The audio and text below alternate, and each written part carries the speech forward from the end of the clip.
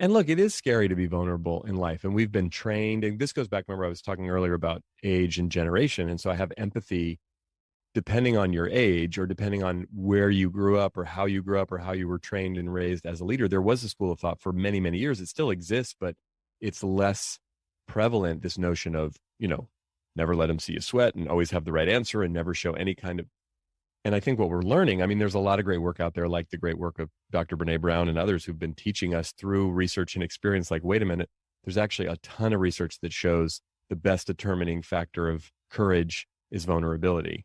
And if we're going to build trust with other humans, we got to be vulnerable. If we're going to be innovative and creative, we got to be willing to take risks. That's all vulnerability. If groups are going to have psychological safety as a team. And so I love actually Brene Brown's definition of vulnerability. She says that it's risk, emotional exposure, and uncertainty.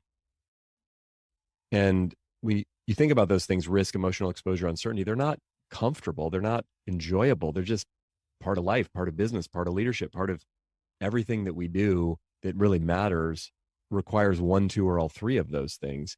And so look, you can be a really private person. You don't have to share about your life and your family. And that's fine if you do.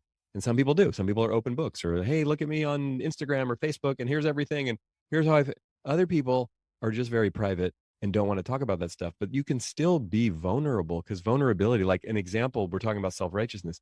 What if you as a leader started to notice, oh, I have these things, I do these things where I can be self-righteous or I can shut people down. I don't mean to, I want to work on that. Well, what's a great way to work on it? Maybe tell your team, hey, I'm working on this.